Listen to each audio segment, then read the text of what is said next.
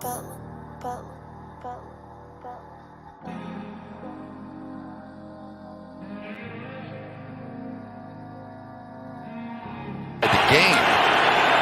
4th and goal.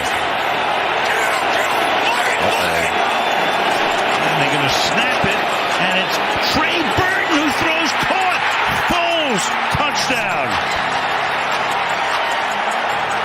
In front of the letters, nods yes, the wind, the 1-2 pitch. Swinging a ground ball left side. Castro's got it. Spins, throws. He got him. A perfect game for Roy Halladay. 27 up and 20.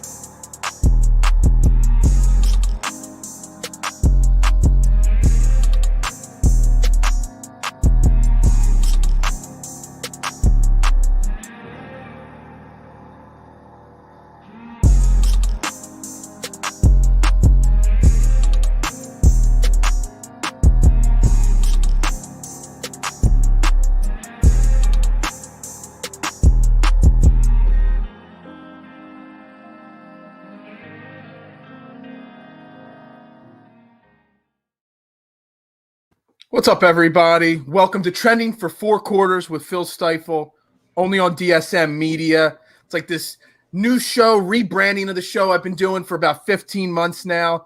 So welcome. Hopefully you're finding the show okay. We're going a little earlier tonight. We're going to keep it a little shorter tonight as well. We do have NBA Finals tonight, so I don't want to keep everybody too long. But I'm joined tonight for this new rebranded show, a special guest, Brenden Deeg. I've been following this guy on Twitter and social media for a long time. And I'm really, really excited to have him on the show. And I'm really appreciative of you giving us your time, Brenden. He's the host of the Double Doink podcast. He writes for the National Football Post. Brenden, welcome to the show. Yeah, man. Thanks for having me on. I'm excited for this. Yeah, I'm super excited. Like I said, you've been on Twitter for a long time. You've been doing this for a long time. There's some guys that you can really interact with and have a good time and really learn from. And then there's other guys that just, ignore everybody. And you're obviously in the former there. You're somebody I've really enjoyed following your content for a really long time. Yeah, man, I appreciate it. I've been at it for over 6-7 years now. So it's nice to see Philly's got one of the best fan bases, especially online. Love to see all the interactions and happy to do this, man. Appreciate it, man. I appreciate it. So since the NBA Finals, I know you're a busy man and the NBA Finals are tonight. We're going to dive right in. We took a little week hiatus last week, as we were changing networks and stuff like that and figuring some things out. So I had 2 poll questions. And Brenden, the way I like to run my shows, I have 1 or 2 big poll questions every week. And I think there could be a lot of great conversation around these poll questions. They're not the same old is Wentz should be here or not, or the same old things you hear all the time. So the first poll question, I'm going to dive right into it with you. About 450 votes on this poll. So not a small sample size. So, and again, I phrased my questions to kind of gain that interaction with the fans and the followers.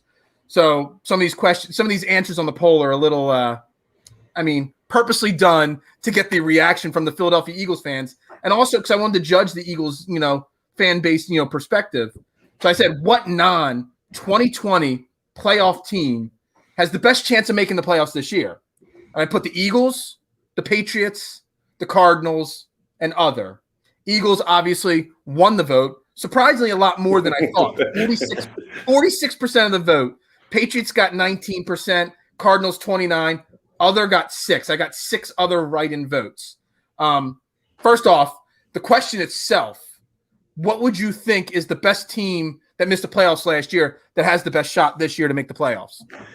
I'm going with other. It was on the list. LA Chargers. I'm all over the Chargers this year. I'm actually leaning towards an all LA Super Bowl. I'm going to have my predictions, of course, in about a month, but I'm a man. The Chargers, I'm all over them this year. I'm on the hype. I know they always get hurt every year, and there's always a Chargers hype around this team. But I think it's legit this year, and I am a huge Brandon Staley guy. I've been preaching his name since basically week 4, week 5 of last year. It's a guy to watch out for. He was on the number 1 on my list of the guys that I wanted the Eagles to hire, and I thought that was a home run. I thought he was the best coach on the market. Him and probably Robert Saleh. I thought I would have taken Staley over him.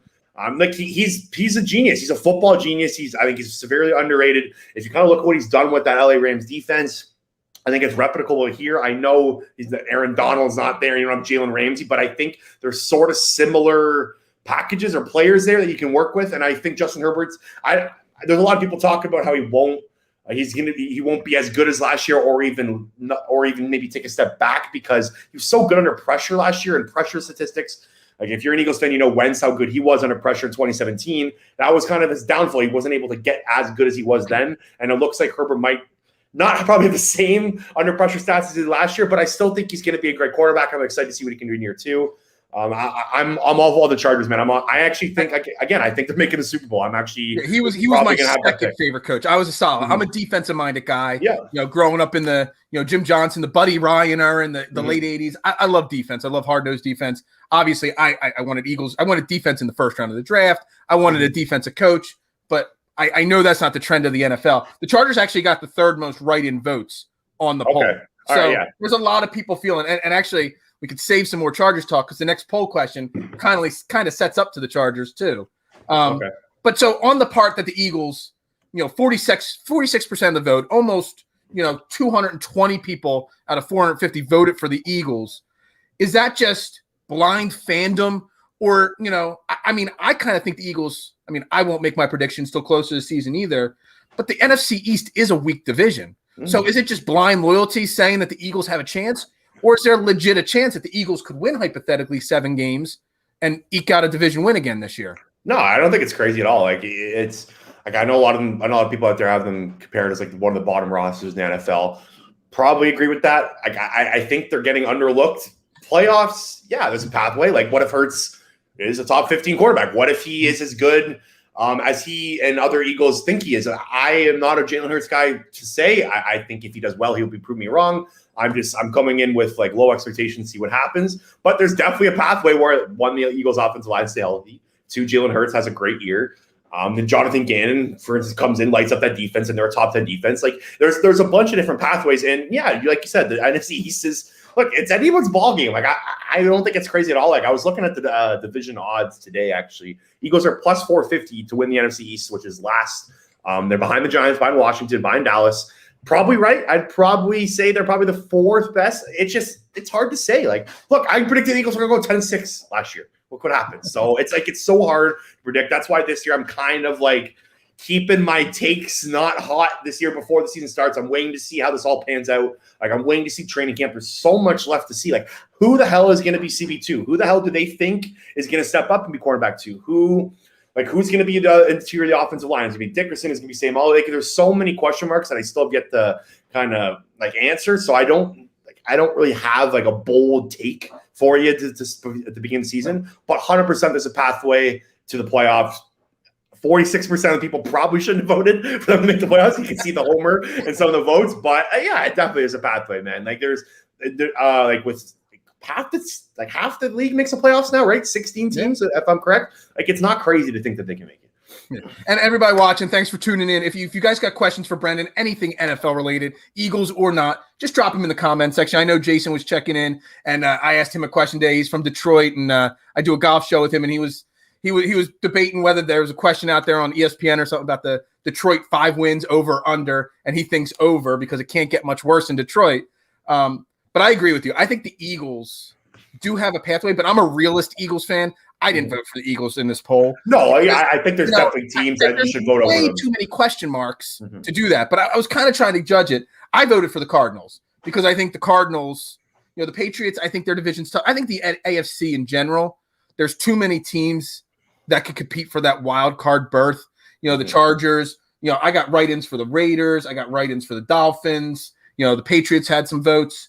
Vikings, Cowboys, Giants. I just think it's crazy that the write-ins were literally the entire NFC East, were the majority of the votes, because that's what the NFC East is. But I think the Cardinals, they've improved their team a little bit more. And Kyler Murray, is he a star or is he superstar? And this is kind of that year where Kyler Murray can differentiate himself from that, from that little pack of star quarterbacks.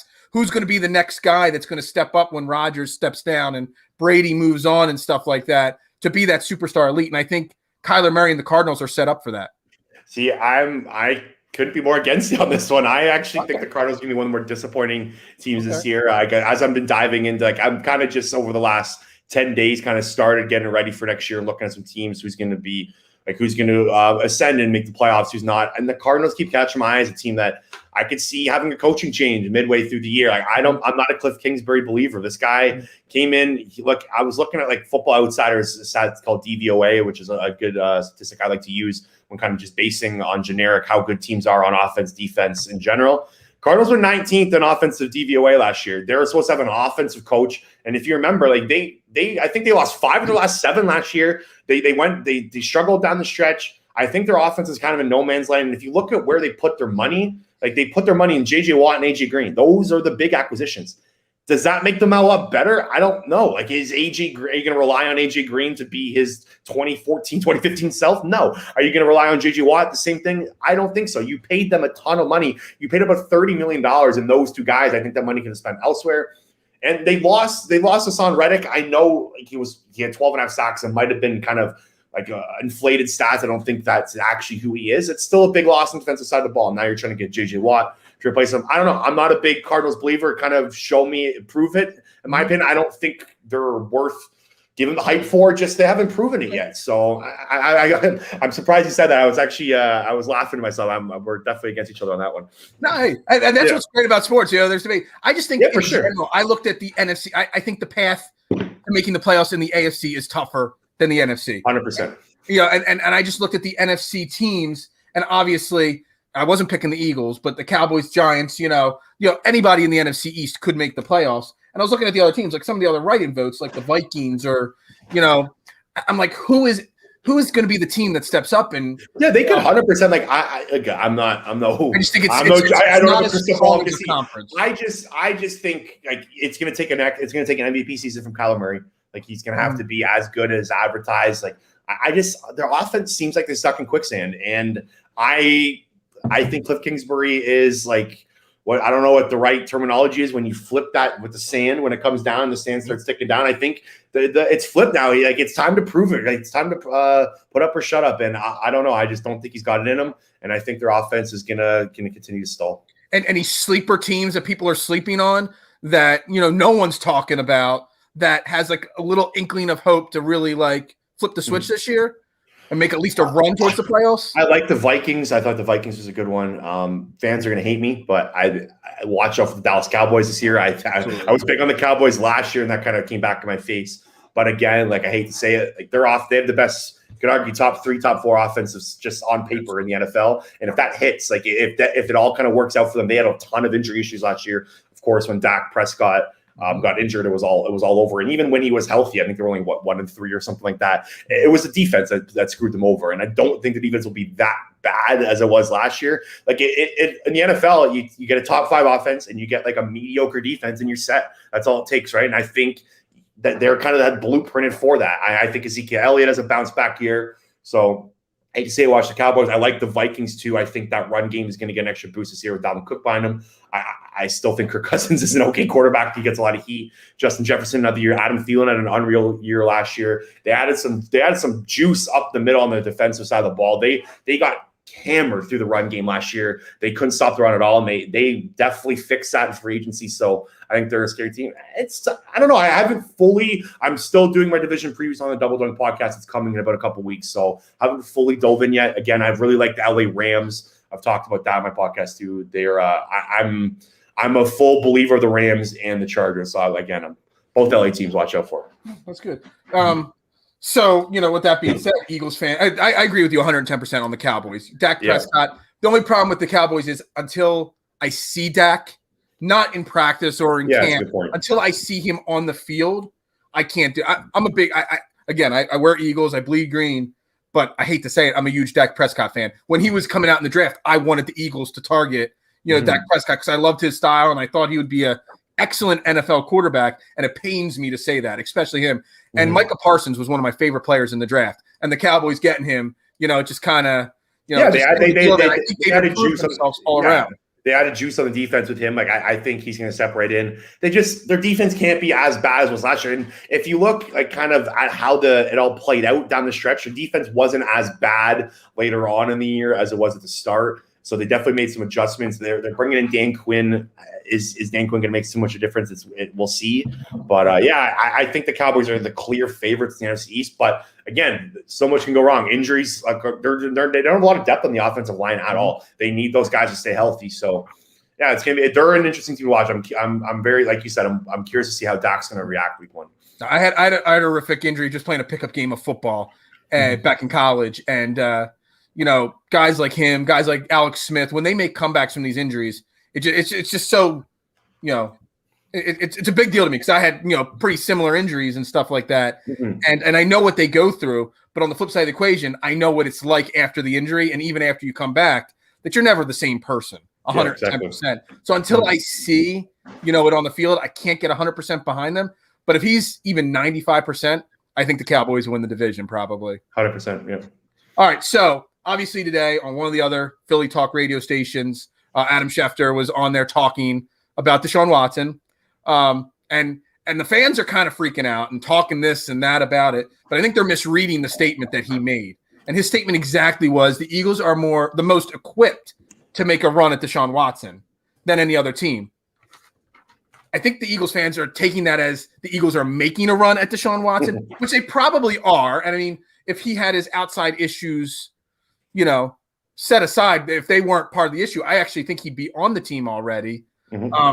But are the Eagles fans in general reading too much into Adam Schefter's tweet there? 100%. He didn't claim any sources. He was just saying what's probably true. The Eagles are probably the most equipped to acquire any quarterback. He just threw Deshaun Watson's name out there because he's clearly the guy that's on the market and probably the most likely to move teams. The one thing too is I have no clue what's going on with his legal cases. No one really has any idea. I don't think there's been an update in a while. And until that gets finished, no NFL team should be looking to acquire him or acquire him. It's just not a good look. And clearly these are serious allegations and whatnot. So this all has to play out. Yeah. However, if as an Eagles fan, I know how this organization works. I know how Howie and Jeff Lurie think. They love the quarterback position more than any other organization in the league. They proved it with drafting Jalen Hurts second round when they just signed their franchise quarterback to a bunch of money. So they are always looking to upgrade that position. And look, if Jalen Hurts isn't like top 10 quarterback this year, they're probably going to look elsewhere. Like they don't have patience. They are very snappy. They make decisions like that all the time. So Deshaun Watson is like, if you look at his contract, age, contract, and talent, he's exactly what Jeff Lurie and Howie Roseman are probably going to be looking for. Like 100%. He is a top 5 quarterback when he's healthy. His contract is crazy. I was looking at his contract today. He has like a cap hit of $40 and $42 million over 22 and 23. That is definitely okay. You can definitely take that on right away. I hate, like, I don't want to be that guy predicting that he's going to be an Eagle because I had no idea what's happening with Eagle cases. But Adam Schefter's right. They probably are the most equipped. They have got a ton of draft capital, and they have a needed position probably. The more likely scenario than not, Jalen Hurts is probably not going to be starting next year. I'd probably put a 25-30%. So they're going to probably need another quarterback, and he's probably going to be on the market. So it makes sense. But yeah, like Schefter didn't break any news. He didn't say they're trying to get him. He was just speaking his mind. Yeah. And when it comes from a guy like Adam Schefter, who has sources and reputable breaking news guy, then they're obviously fans are going to take it more literally than what it was. So you kind of actually dropped like a couple different comments there. That leads into the second poll question I have, to go over this week. But so I want to touch on one part of it first. So you said, about Hurts, if, he's a top 10 quarterback. You mentioned earlier in the last poll question, talk about, does he finish in the top 15 as quarterbacks and all? So what do you think Hurts needs to do? Like, what's that? Obviously, there was that CBS poll or Chris Sims poll. He wasn't even in the top 40 of him. I think that was a little bold. That was just crazy. He had been in the top 30 or top 35. Yeah, he had the Vikings rookie quarterback that was just drafted. Kelly Mond was in the top 30. Before. It was just his opinion. Like people took it crazy. It's just an opinion, right? It was, it's not like any other list or poll or whatever. You do some of it accurate. You do some of it, just tweak it a little bit just to draw attention. And obviously it drew a lot of, ire from the Eagles fan base. Yep. But what does Hurts need to do this year then, progressing where they don't look at a Deshaun Watson or whoever else might be available, and they stick with him and use that draft capital and all that, cap space to improve the team around him? Is top 15? I was on a podcast a couple weeks ago as a guest, and the guy said he has to be between 14 and 16. And that's like the question mark area. If he's ahead of 14, then maybe they stick with him. But that 14-16 is like the worst possible scenario, he said. I think wins, as crazy as it sounds, I think quarterback wins is going to be huge this year. Like if the Eagles go, like there's 17 games here, like I keep forgetting. If they go 6-11, for instance, right, and Hurts plays okay, they're still going to look elsewhere, right? Like he needs to be eye-popping, noticeable. This guy is it kind of thing, and it sucks. But look, this is a great situation for Hurts. I think it's an under-talked about scenario. Is Hurts was drafted in the second round last year, and now he's given the chance to start. That doesn't happen very often for second-round quarterbacks. Jalen Hurts has been kind of given this job on a platter, and does he deserve it? Probably not. Like, he didn't play very well last year, but it is what it is. He has a chance to prove it. I think a big part of it's going to be Nick Sirianni, too. Like, he's got to get him in the run game. That's going to be huge. If they just drop him back to pass and they just kind of run a Doug Peterson-style offense they did last year, it's not going to work out. They need to get him on the run. That's where he's at his best. We saw him when, like, in the Cardinals and Saints game when he played pretty good. Like, he was on the move. He was getting out of the pocket. He was getting rushing yards. That's going to be key. He's got to be, like, a top 10 fantasy player, if that makes sense, because he'll be a fantasy quarterback this year with rushing touchdowns and passing. Like, he'll be a guy to target there. It's tough to say. Like, I wish I had a better read on how much they like Jalen Hurts, because we still don't know. Yeah. We still have no idea how much they like him. He's kind of just he's the guy on the roster, right? He was the only one left. The best guy on the roster. Yeah, exactly. And it wasn't a year for them to go get a quarterback, right? Like, They like Zach Wilson, apparently, right? They were thinking about trading up there. They just couldn't get him. So clearly quarterback was still in their mind. I don't think Howie and Lurie are very confident in him. So it's like one of those things, right? If you don't like someone going into something, you need to prove them wrong, right? If they like them already, then they have to prove them wrong the other way. So it's tough to dictate. I put the odds at about 25-30% that he's a quarterback in 2022. I kind of feel like you kind of hit on it, the fantasy stats, because I think they're going to lose a lot of games, obviously. Mm-hmm. But I think the fantasy stats, I know you can't really judge a player on fantasy stats. Mm-hmm. The Eagles the defense is still a weak spot, especially no cornerback two. Don't know how Rodney McLeod's going to be. We're still, in my opinion, extremely weak at linebacker. We're going to give up a lot of points this year. Mm-hmm. If he loses a lot of games, 38-35, 41-38, stuff like that, keeps them close. They just lose in shootouts. I think that might go a long way, maybe, and then they spend that draft capital and money to improve the team around him. Mm-hmm. But yeah, I agree with you. I mean, and George is checking in. If Watson is available, how do you pass on him for Hurts' promise? I mean, Watson is arguably, take his outside part out of the equation, his personal issues out of the equation. He's a top 5-6 quarterback in the NFL.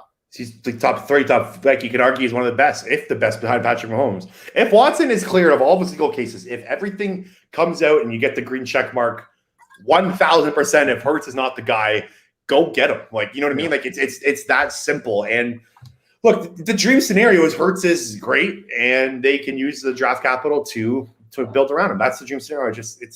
I don't know. I have a hard time seeing a scenario where that happens. This is actually another interesting one. He's got to put up the Dak Prescott numbers before he got hurt, even though they were 1-3. He had to have any faith from the front office. Yeah, exactly. And again, like I said earlier, I don't think Howie and Jeffrey are huge on Hurts already, so he's going to have to wow them, if that makes sense. Yeah. So on that, the poll question, and this one had over 500 votes. So again, a decent sample size, and again, tweaked it so the Eagles fans, could show me how their confidence level was. Mm-hmm. What second-year quarterback going into this year is going to take the biggest step forward? And you already, addressed, Justin Herbert and your love for the Chargers. Obviously, I put Hurts, Tua, Herbert, and I left other out there. Obviously, only Burrows is the only other guy really, but I just left it there in case a troll would want to, drop Jordan Love's name in there, which surprisingly no one did. So going bottom up, other got 5%, and every single write-in on the other was for Joe Burrows. Okay. Again, just like Dak, not believing it till I see, a return from an injury. Third place was Tua at 18%. Herbert got 33%, and Jalen Hurts got 45%. And again, I actually think that poll is a pretty accurate, result, because Herbert can take a step forward, but obviously Hurts has the potential to take a really big step forward. Will he or not? That's questionable. But I was surprised at the lack of love for Tua in the poll. Yeah, Herbert's a tough one because he was already so good. Like that's why I'm intrigued by him. I'm curious because quarterbacks tend to year 2, some year 3. Like this is kind of like their catapult. They can treat hit a trampoline. They can get up. They can get better after the year 2. Year 1, scary, nerves coming through. Defenses are new. It's a lot to process. So when you get to year 2, it feels more comfortable. So it's easier for quarterbacks. It's hard to say with her because he was so damn good last year. Yeah, I guess Hurts. Tua, I don't know. I don't know what to think of Tua. I don't really have a take on him yet. He was hard to read last year. Their offense was kind of just slowed down with them. Didn't have very many playmakers. I think this year will be a better understanding. Like they got speed now on the roster. Who's the wide receiver that they signed from the Texans? Who's the speed wide receiver they signed from the Texans this year in the offseason? I can't even think of it now. I wasn't prepared to talk about the Dolphins. Anyways, I'll look that up. But they got some speed on the other side. They drafted some weapons as well. So like Jalen Waddle is, of course. So I think this year is going to be, you're going to see if Tua is real or not. Hurts definitely has like the potential to. It's just like, again, we'll see how healthy the offensive line gets. We'll see how good Devonta Smith is year 1. We'll see if Jalen Reagor can get better. There's just so many different circumstances around him. I mean, Tua, I've never been sold on Tua. I know he had a great career at Alabama, but even then, I just thought he was more of a product of the system and a product of a great team. I was never a huge Tua fan. Will Fuller. Will Fuller. Yeah. It's driving me nuts. All right. He's an injury-prone guy too, though. So, I don't know. I'm not buying the Dolphins love. I mean, even the Dolphins got several votes in the first poll question about making the playoffs this year. I think out of all the non-playoff teams that have potential to make the playoffs and players that can step forward, I'm the least bought into the Dolphins as a whole and what they do. And again, another great George loading up with great comments tonight, saying the Dolphins are the only other team that can really compete with the Eagles for Deshaun Watson. And it's the truth because they've got plenty to throw back. If they're not sold on Tua, they could trade Tua plus draft picks, for Deshaun Watson. I'd say they're probably the most equipped to. Carolina might be aggressive next year if Sam Darnold doesn't work out. There's a few teams out there. I'm actually with you on the Dolphins' sake. I like that one a little bit.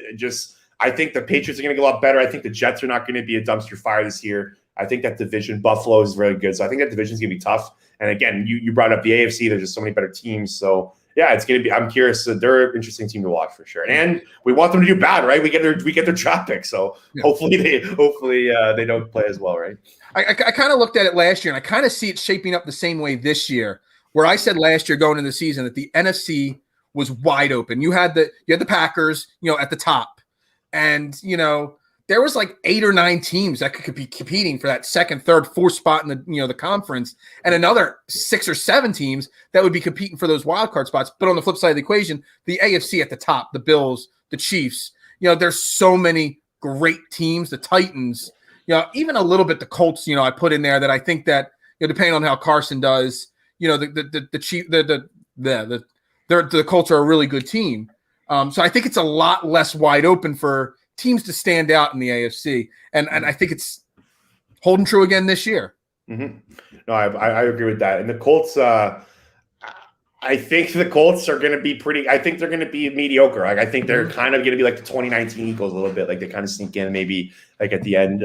Again, I don't have strong takes on other teams. Give me about 2-3 weeks and I'll have better kind of takes for you. I don't want to throw hot takes yet because I haven't done too much research. Been kind of vacation mode a little bit, but for sure, yeah. Like we do agree that the AFC definitely looks a lot tougher.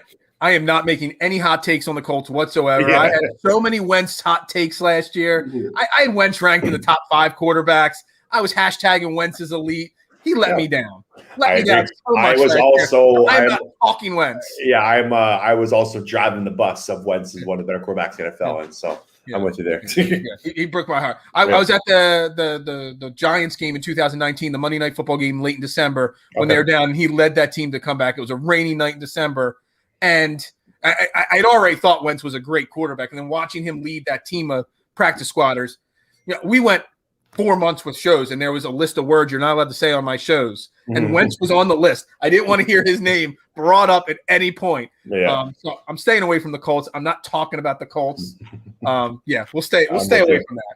All right. I know you're a busy man. We got one more topic that we got to dive into tonight. Okay.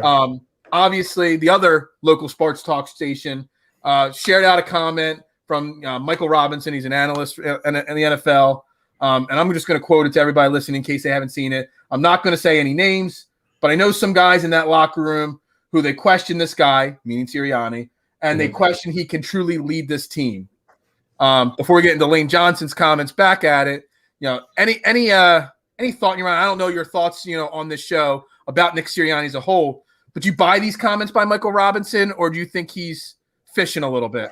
I don't know. I didn't really know what to think of it. I thought it was kind of a silly thing to just throw out there. Like, I can't stand when an analyst or reports like Michael Robinson's actually. I don't mind his stuff. Apparently, apparently a lot of Eagles fans don't like him. I didn't really know that. I don't mind him on NFL Network. It seemed like he kind of threw like a group of he said not one, not two, he had more than one source.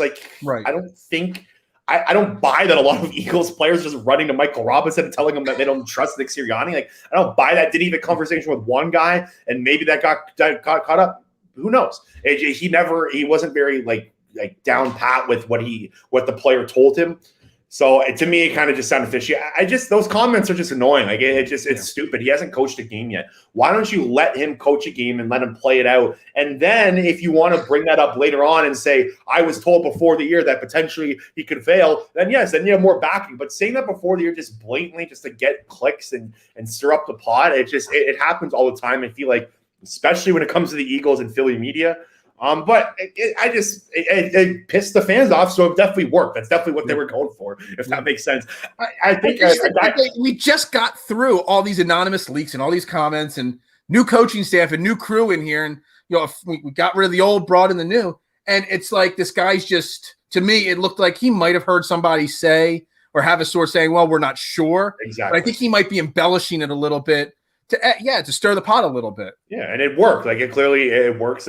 And no one loves clickbait stuff like that than Eagles fans. So I think someone had an interesting comment on one of my tweets. I believe that they said Miles Sanders potentially could be the culprit because he went to Penn State. I don't know how much back behind there's there. I think Sanders actually tweeted out getting mad about the people were kind of people were tying him to it. I don't think there's much to it. Nick Sirianni, I think he's doing all the right things, saying all the right things. It's almost like I forgot that he's becoming the Eagles coach. It's almost like there's so much stuff that happened on this team. It's almost like he's an afterthought, if that makes sense. Of course, Devonta Smith coming in. There's so much hype, different things to talk about except for him. So it's gonna be cute. It's gonna be cool to see him first game, second game, see what he's got to do. I do remember it kind of reminds me of 2016 a little bit, when they just brought in Jim Schwartz and Doug Peterson. I remember Doug's first couple of games. I was like, holy crap, this guy's aggressive. Remember all the fourth downs he was going for. I'm curious to kind of see what Nick Sirianni's niches, what to watch about him. There was the fourth down stuff with Doug early on that fans got to watch about. I'm curious to see what Nick Sirianni's will be.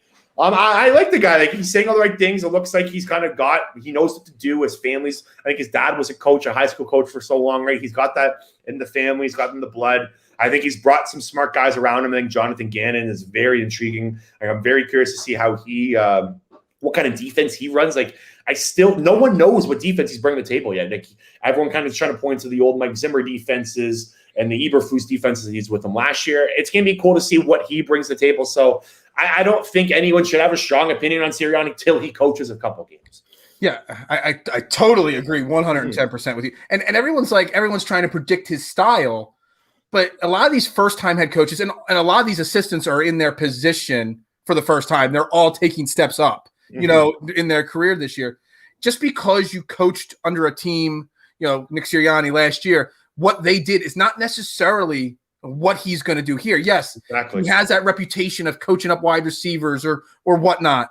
But that doesn't mean that his style is going to be exactly the way it was before. Gannon, has that reputation with linebackers, but it doesn't mean that the style they ran before is going to be the exact same. So I don't think anybody can make, an assumption on the offense or defense until we actually see. And I don't even care about the preseason. I'm worried about, week one of the regular season when it really counts and all the chips are on the table. Yeah, and I think what you said is a good point. When no one knows, don't kind of predict what he's going to bring to the table or what defense or offense he's going to run. I think it's especially true with Gannon.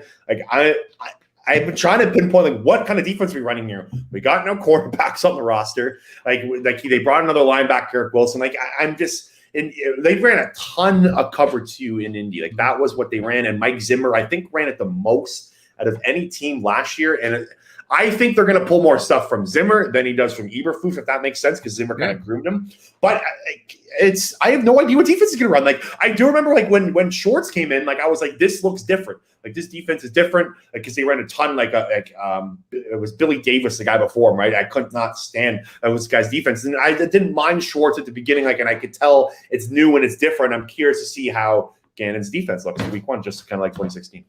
Yeah, no, I agree with you 100%. And obviously, and all back onto the comments with Michael Robinson, it all had, Lane Johnson and a whole lot of the veterans on this team have been sticking up for Sirianni and saying that they're saying all the right things. That maybe that's not their true thoughts and all, but they're saying the right things. And I'm willing to give this entire coaching staff the benefit of the doubt 100%. Until otherwise they prove it. That's otherwise. Every fan, every rational NFL Eagles fan or anything that watches sport should think that with a new coach. Like, you got to let him play. You got to let him coach first. Like, there's no point in freaking out before the year unless, like, of course, there's like actual legit reports that come out of training camp that he's doing bad and whatnot. It's just, I don't know. I think just give the guy a chance, man. Like Doug Peterson won a Super Bowl for us, right? Like, you know what I mean? Like, stuff happens in the NFL. People thought the same thing about Doug Peterson when he came here. Like Michael Lombardi. Remember, he wrote that huge article and he said he was like the least qualified coach he's ever seen. And the guy wins the Super Bowl next year. Like, weird stuff happens in the NFL. Guys that you think are going to pan out, don't. Guys you don't think are going to pan out, do. Just let them. Let's figure it out week 6. Ask me week 6. Then we'll tell, like, you know what I mean, kind of thing. Yeah, I agree with you 100%. And again, I know we're on our time crunch, and this is Brenden Deeg joining us on National Football Post, and of course the Double Doink podcast. One of the best. I love it. I love the name too of it. Good 150 episodes long now. Yeah, so we're about I think we're on 117. Got some cool stuff coming up. I don't know if you ever watched Pawn Stars before. Hey, Pawn Stars. I love Pawn Stars. Well, I used to love Pawn Stars. Steve, the autograph authenticator, Steve Grad. He's going to be on the show next week. I thought he'd be a cool guy to talk to. I'm talking to Alex Singleton tomorrow. That interview should be up Friday. That's going to be video as well on the nationalfootballpost.com, and the audio will be on the Double Doink. Alex Singleton, I don't know if a lot of people know, I'm born and raised in Canada. I've been following Alex Singleton, played 3 years in the CFL with Calgary before he became Eagles. So I've been kind of following him for a while. And he's going to tell a story. He's going to be talking about his time in Calgary, how he kind of got to where he is. I think he's had a cool upbringing, so I'm very Are you high on Alex Singleton? Is he, because he's 27, 28 years old? Yeah, he's a little older. He's just breaking out, and sometimes I worry about putting too much hope in those kind of players. Yeah, I don't. It's tough to say. Like, the Eagles defense last year, like he was 16th in tackles actually in the NFL. I don't know if a lot of people know that. He was at the top of the leaderboard. Tackle stats can always be swayed one way or the other. Like, if you have a lot, you can be like, oh, the defense was constantly had to tackle the guy, right? That's why they get tackled. So it's tough to dictate. Am I on Singleton? I think he's got the talent. Like, he's clearly got the speed. He's aggressive. And a linebacker, a lot of its instincts, like, I've kind of realized watching football, a lot of it's just like knowing when to attack and when to go back. And Singleton seems to have good instincts. Like, he shined on, like, if you just didn't watch football and you watched Eagles last year, you probably looked like the best player, unfortunately, on the team. So yeah, I think I'm really excited to see him in year 2 and see kind of how they use him. Like, I think he's really effective going downhill more than kind of backwards. And I'm hoping they kind of implement that this year with him. So yeah, I'm excited to see how he goes. He's fans need to know he's not, like you said, he's not young. He's 27 years old, so it's not like he's a young and upcoming guy, but I think he's got the talent. He's definitely got the work ethic, and yeah, we'll see how it goes. Awesome. All right, so the final segment, it's brand new. I'm debuting it. This may totally bomb. You may not laugh. Nobody may like it. And I may never do it again after this week. I'm trying to bring more things other than just sports. Quick answers. I got about 25, 30 random questions, sports, movies, music, TV, everything you name it is in this little hat. We'll pull 2 little things. We're calling this the 2-minute warning. I hope there's one or 2 of these that, being Canadian, I'd be curious on your thoughts. So we'll see if we get these 2 random things. Oh man. I should change this one. I was going to say beer or frozen drink. Beer. But I should have said Molson or Coors. It should be your question. Molson or Coors. Coors guy. I'm not a big Molson Canadian. Yeah, I mean, that's like one of my favorite winter beers. Oh, really? I spent some time in Canada, so I love Molson Canadian. Molson Canadian. None of my buddies drinking. No one. I've never really liked it that much. More probably Coors. Okay, gotcha. All right, let's see if I can pull one here that I like. All right, so again, this is more Philadelphia. This is more baseball. Best mascot, the Philly Fanatic or Mr. Met? And that's a very hot topic in Fanatic for sure. Fanatic for sure, 100%. All right, I gotta try one more time to pull one of these questions. Man, wrestling. Were you Stone Cold Steve Austin or The Rock? It was a tad before my time. So Stone Cold, like when I started, I had like a random 4-year WWE run. He was a tad before my time. Probably Steve Austin though. 100%. I thought the beer smashing the beers is pretty cool when I was a kid. But yeah, those guys are just a tad before my time. All right. Well, again, Brendan, thank you very much for coming on. Trending for 4 quarters with Phil Stiefel. We greatly appreciate it. Everybody tuning in. Get back to the NBA Finals. No one checked in with the score. I normally have 1 or 2 guys, pumping the scores into the comments for me. But again, DSM Media, everybody, thank you very much for tuning in. Make sure you hit subscribe, follow, notifications, all those great things that you all know what to do. And make sure you follow Brendan at Brenden Deeg, NFP, and of course the Double Doink podcast and NationalFootballPost.com. Again, can I get a Go Birds before we go off the air? Go Birds, baby.